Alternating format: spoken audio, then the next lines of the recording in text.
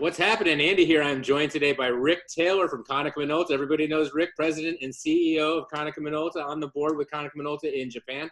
How are you today, Rick? I'm good, Andy. How are you? I am great. Happy holidays. Happy Hanukkah. Merry Christmas. Very merry. Cocktail for you? You told me to be festive, so I do have a cocktail. Well, Yeah. I have some eggnog. Very nice. I have a little Bailey's myself. Cheers. Non-alcoholic, I don't think. Cheers. No, cheers. It's we're filming this at what is it? It's clearly 5 o'clock in your time zone. So It's 5 o'clock in Europe for sure. And I did have 5 o'clock somewhere, baby. My first Zoom call this morning was with Europe at 5 a.m. So whatever. Just telling you. Well, you know, Andy, you look festive there. The sun never sets on Konica Minolta, does it? You look festive there. I am very festive. My lovely wife fixed up my office. We're all set for the holidays. Your place looks fantastic.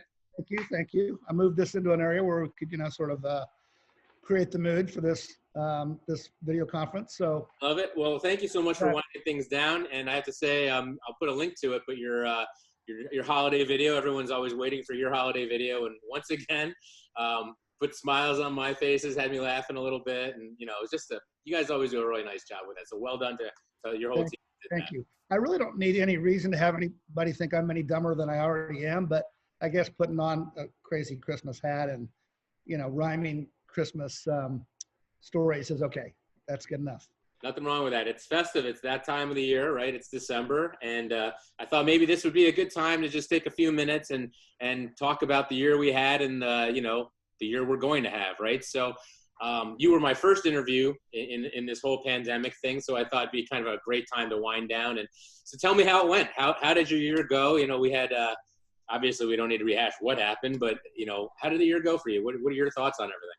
I'm gonna take this off. Well, now I'm about to leave that on, shouldn't I? Yeah, either way. I don't feel like I should wear a Santa hat talking about the pandemic, but yeah, maybe I shouldn't. So anyway, tough year like everybody, Andy. That first quarter of our fiscal year, March through June, really tough. And I was trying to figure out how long is this going to last, and I never thought this long. And we kind of were cautious and waited to see what happened, and sort of the worst happened, I think. And after the first quarter, we started reacting a little more aggressively, sort of in June. And second quarter was way better than the first quarter. We sold $100 million more in the second quarter than the first quarter, made $30 million more in profit in the second quarter than the first quarter, and have kind of gotten our expense levels where they should be. We've done a lot of things. And so, we're waiting for things to recover. This whatever we're in now, stage 3 or whatever this is, has hit us hard again. We're totally shut down in California. So the governor we'd have no restaurants inside or outside, or it's kind of a shelter in place unless you need to go to the store. So it's kind of a crazy time again. But I think we're doing as well as we can. We've pivoted in how we sell. A lot of good things going on. So we're sort of cautiously optimistic, I think I would say. Well, I mean, the challenges you have, first of all, because, and I didn't even think about this, but you've been in California for almost this entire pandemic. You're running a company that's headquartered in New Jersey. Your people are all over the country, if not all over the world too, for that matter, because like you said, you're on the calls with Europe, you're on the calls with Japan. So that had to be challenging in itself. The amazing thing to me is just how you in our industry just in general didn't stand still, right? We had a conversation earlier and you guys had a call on it of all the KM1s you sold, which is, by the time you're fully configuring that, you're talking about $1 million plus acquisition with software and workflow and all the good stuff that goes with it. And those were sight unseen, right? So you had this, so you're not standing still, you've adjusted clearly. And what kind of things have you done in the adjustment way that maybe surprised you and, have really turned out to be good decisions and moved you in the right direction despite what's been going on? It's a really good question. So it's not like this, the results of the pandemic or what we had to do were sort of a shock on us. And I've said it 1,000 times, 10 years ago or whenever, more than that, when Steve Jobs took my iPhone and I looked at the screen and it had a trash can on it and not a print button, I kind of knew we were in trouble, right? So we started changing our focus going forward 10 years ago. So we bought All Covered in 2010. when nobody was buying IT service companies, was noticing it, and have progressively made moves towards a more mobile workforce for 10 years. So, our transition to take 850 people in Ramsey outside was very simple. People were ready with technology to work remotely.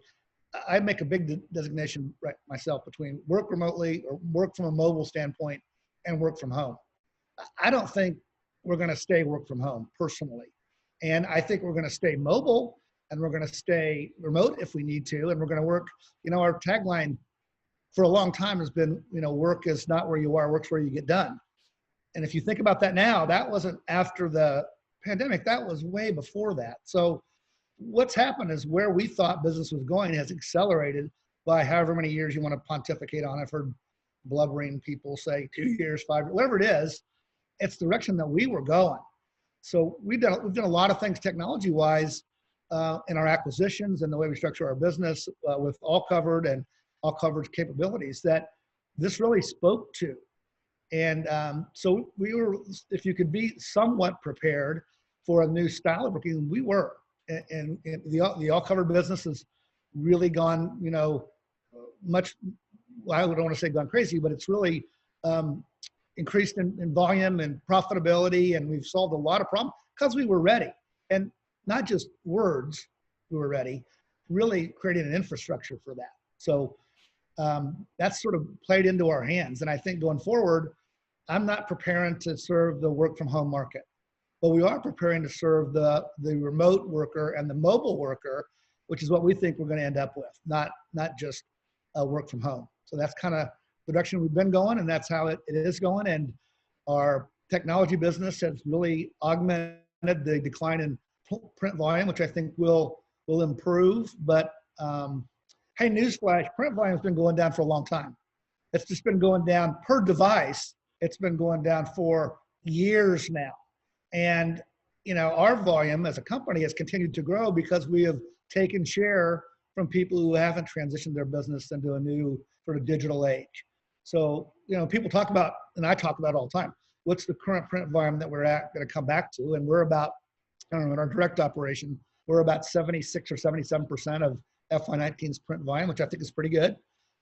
Where will it end up? I don't know. But if it ends up at 85 or 90%, what I keep saying to my parent company and to anybody that listen, is it okay if I go out and steal 10 more percent, if I'm 90% or 15 more percent, and still have a more robust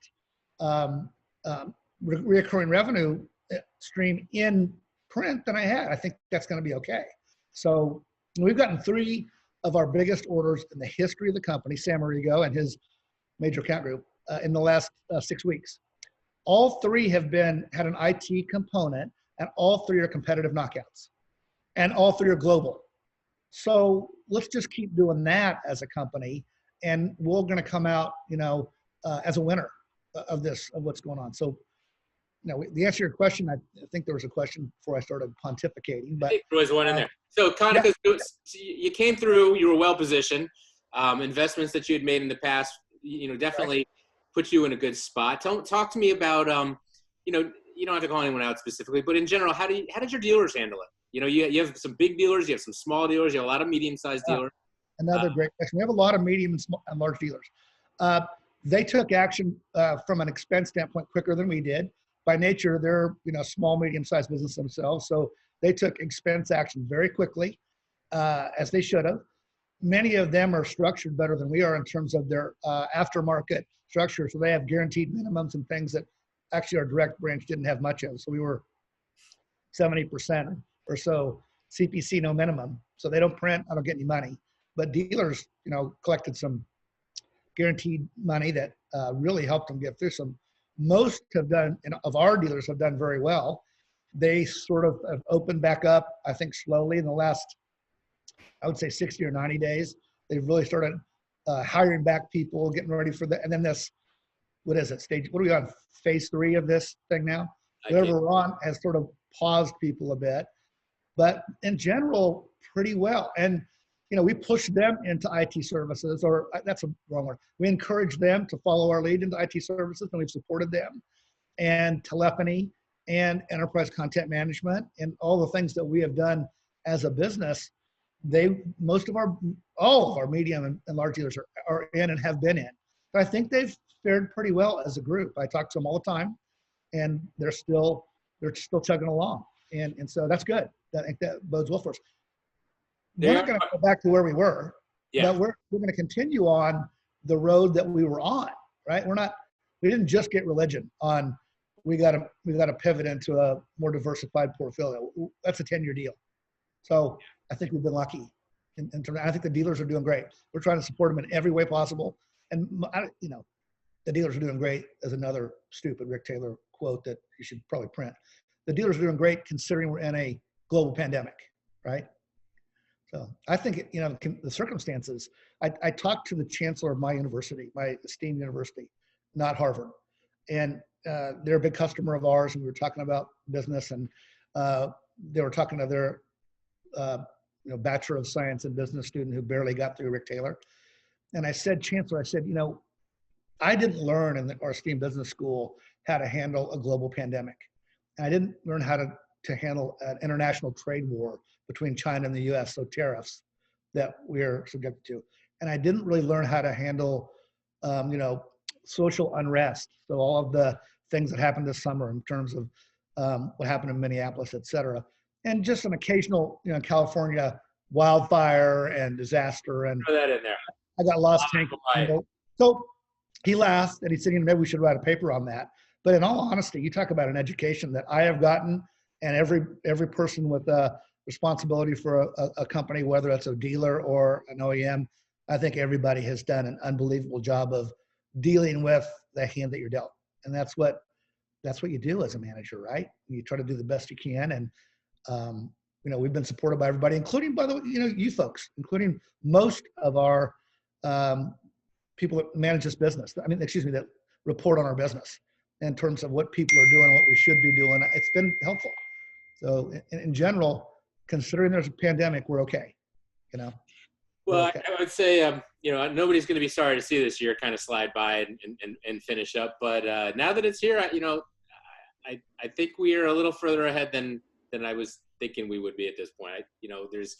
There's a lot of names out there that didn't go away. I was concerned for some companies, and we've lost a couple of OEMs, but I really haven't heard of too many. Actually, we've had the slowdown. If you ask me, we've had fewer acquisitions and companies go away than we were having this time last year. So, in a way, it kind of slowed things down, but I'm sure that'll pick back up. And that's a good segue, right? So, this year behind us, let's look forward at, we've got the vaccine on its way. People are starting to get it. I'm under the impression that the copier industry will get it first, followed by healthcare, followed by the elderly. Essential workers that we are, yeah. It's going to happen in 2021. I will definitely hold you to it when we do this video next December. Yeah. How do you think it plays out? Compare it to 2020, and where do you think we go?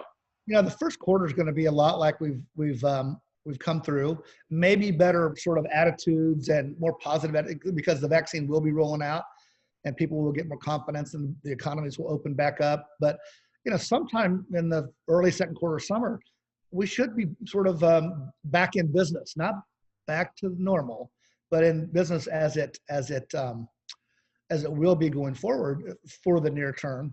And I think it's folks that have come through this and made changes. We've made a lot of changes in our infrastructure.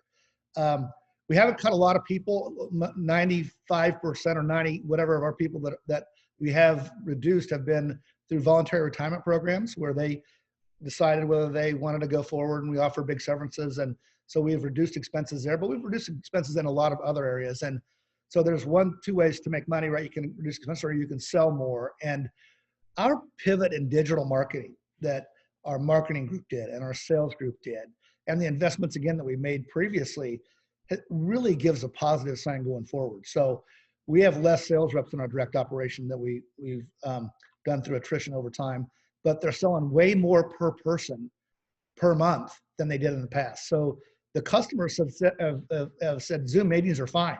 And we've turned our customer engagement center, which is several thousand feet in Ramsey, which bring customers into a veritable studio where we'll be doing these online demos and showing product. And we always had technology, DocuSign ways of buying product, but the revenue per sales rep in direct, and I'm hoping that we can learn from and add to dealers, has been higher. If that stays that way, and I think it will, home run. And the sales per order have gotten bigger. So 55% or so of our MFP orders, I think in the last few months have been bundled with some sort of technology. That's a lot. That's a lot of increased margin and revenue per order. So if those things stay the same and these expense levels stay as low as we have gotten them to, and most of ours will be very profitable. And saying this to a dealer audience is a problem, because that immediately means lower our price, please. Yeah. And probably we will. We have not gained margin by raising prices. Other OEMs have raised prices. We really haven't. We've changed our program some, but the relative gross margin on hardware has not increased through this, and our cost has increased because of volume. So, we're doing it. We made more money in October, November, see through to the factory, than we made last year in October, November. So that structural change is big. That is big. Yeah. And new products and things. We bought a cybersecurity company in July, so we're still investing in the new technology. And so I'm sort of positive going forward. That may be just me, Pollyanna dude, whatever, but I am positive. I think next year, especially second half of the calendar year, should be good for the people who have invested in our business. So I will say, we started on All Covered to cover the U.S. in 2010, and made tons of acquisitions and investments, and have a global support center in Phoenix now that has 500 people in it. So we've got a 24/7 knock and two others that follow the sun that have 500 people taking IT. It's a IT calls, the telephony calls, all the products that we support. That's hard to build up. So there will be competitors that can say the words. The Global Support Center, I don't know if you've seen it yet, Andy, but we've sold. We have every product, including $1.5 million presses, which we've sold many of. I don't want to actually say the number, but through this, and nobody's seen a print other than remotely or through samples. And that's expensive to build what we built, with all the product in it, and the digital technology, the software development, and engineering resources that can talk to the customers. Those are big investments. So if you just started saying the words IT services, or we're going to be in that business, that you got a lot of work to do. I know, because we've done it. And so I think we're positioned there. Customers aren't stupid.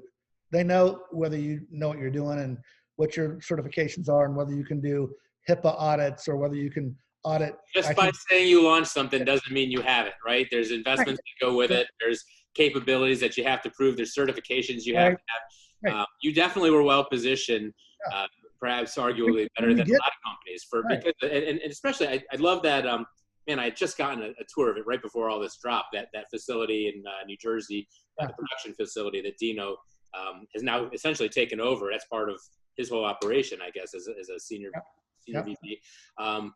Just an incredible facility, but that's just one of many types of the investments that not you mentioned. So those KM1s or KM1E, I think we have now. That's 1 million impressions a month for dealer or direct as they do those. So you don't have to sell many of those to make up for some print volume that goes down. Every single one of those is net new for us. We're not replacing our own press. So you start, you do 1 million a month times a few, and all of a sudden you've got our production. And we certify our numbers still, which almost none of the large companies that report do. So we're telling the truth. And our mid-range production market share is #1 now, mid-range color production market share. And that's a lot of print. That's a lot of print still happening. And people aren't going to go away from embellishment and labels and decorative, those kinds of things in print are moving from analog to digital. So that has long legs for us. So we're in a lot of areas that, for us and for our dealers, frankly, because that's half of our business. Whenever I think about, half of our business, we have to execute through dealers and on their behalf and to their benefit. So that's what's good for us is good for them. You know, we're kind of in this together, and we've made the investments. We're there. That's the positive part for us. Well, that is the key thing. This is always great chatting with you, catching up, and I love the fact that we were able to finally have our drink together. It only took an entire year. Cheers. The last one we had was in Florida. Just eggnog. This is not eggnog. Mine's kind of eggnog. There might be some Baileys in it. I don't know. So, I don't want to say. In any case, this was fantastic, Rick. I always like catching up to you. Any shout outs, any last words, some encouragement, some advice, anything? I will thank you, Andy, again personally, and the rest of the analysts that have approached this tough time for us as a way for you to help dealers and OEMs get good news out, and not, good, bad, and ugly, whatever it is, but accurate news, and be positive. So there's so much negativity out there, and you can get wrapped up in that. You can get wrapped up in woe is me and doom and what's the technology, whatever. And the fact that you're trying to be constructive and look at real things that can help dealers and help our industry and highlight people who have done the right things. Doesn't have to be us. Can be HP. Can be whomever, whatever OEM that you want to grab to do the right things, and that's really helpful. So I think as we go into the holiday season, I would just say keep positive and keep pedaling fast and keep investing. I did get Dino. You mentioned Dino. Dino got named to one of your I don't know, not competitor, but other another organization named Dino into an executive to watch, which was fantastic because he is. Very cool. He also said, it's good to watch, because a lot of the management of KM are really in their sunset years. I'll let you that specific. So that offended about 6 or 8 people who said, "Is that me?" or whatever.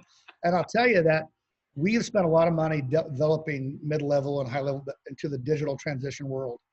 But the management team that we've got that you saw in that video, 12 people singing, whatever support, there's a lot of energy there, and there's a lot of legs there. And so wouldn't compare myself to aging NFL quarterbacks who think they can play far longer than people have in the past. But we got a team that's in the game, and we're aggressive, and we're excited about the future and ready to go. So I hope that, you convey that in your business and to dealers. And if anybody needs a pep talk, tell them to call me, because I'm really,